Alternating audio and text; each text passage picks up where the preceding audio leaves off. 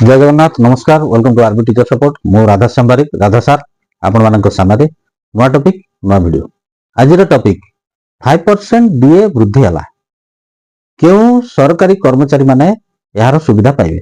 से संपर्क में डिटेल्स आलोचना करिबा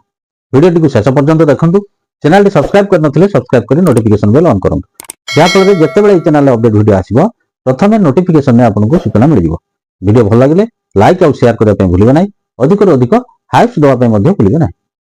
government of Odisha finance department letter number 35,884 date हूँ 30/12/2025 ये चिठी अनुसार राज्य सरकारी कर्मचारी मानक 5% डीए वृद्धि सुविधा दिगला क्यों सरकारी कर्मचारी माने ये डीए वृद्धि सुविधा पाइबे राज्य सरकार जो कर्मचारी माने 6th पे कमिशन ओआरएसपी रूल 2008 अनुसार दरमा पाउचंती सेमाने यार सुविधा पाइबे सेमाने 252% डीए पाउथिले एवं एबे ये 5% डीए वृद्धि होबारु जुलाई 2025 ठारू पिछला भाबरे 257% डीए सुविधा पाइबे जोटा कि जुलाई ठारू तांकु एरियर मध्य मिलिबो क्यों सरकारी कर्मचारी माने यार सुविधा पाइबे जो सरकारी कर्मचारी माने 6th पे कमिशन अनुसार ओआरएसपी रूल 2008 रे दरमा पाउचंती एवं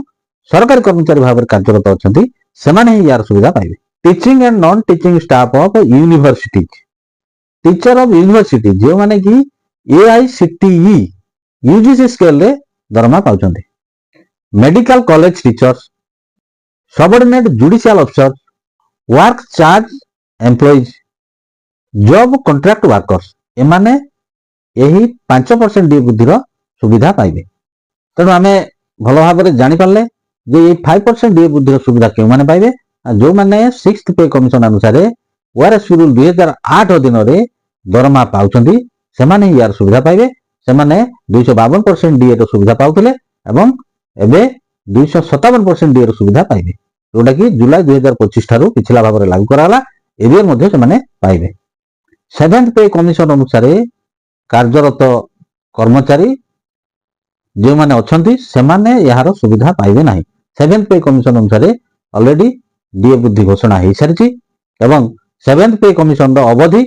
डिसेंबर 31 तारिख 2025 रे सरी जाइछि आपण माने जानिछंती नवेम्बर मासरे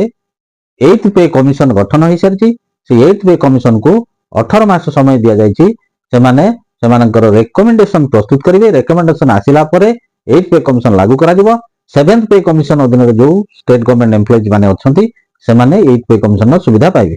तो वर्तमान कथा होजी जनवरी 2026 ठारू 8th पे कमिशन लागू होबा कथा वर्तमान पर्यंत 8th पे कमिशन रेकमेंडेशन आसी नै 18 मास समय दिया जाइछि 18 मास समय पर रेकमेंडेशन आसीबो एवं ताऊ लागू करा दिबो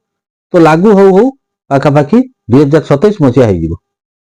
तो वर्तमान ये जनवरी 2026 ठारू 7th पे कमिशन अधीन जो कर्मचारी माने अछंती सेमानकु आ डीए वृद्धिर सुविधा मिलिबो कि नाही से संपर्क में परवर्ती वीडियो रे आलोचना करिबा आशा करे वीडियो टी आपण मानक इन्फॉर्मेटिव हेतिबो चैनल टी सब्सक्राइब कर नथिले सब्सक्राइब कर नोटिफिकेशन बेल ऑन करिवे वीडियो टी लाइक और शेयर करिवे अधिक अधिक हाइप सुबा पे मध्ये भूलिबे नाही परवर्ती वीडियो पर्यंत रहउची नमस्कार बंधु जननी।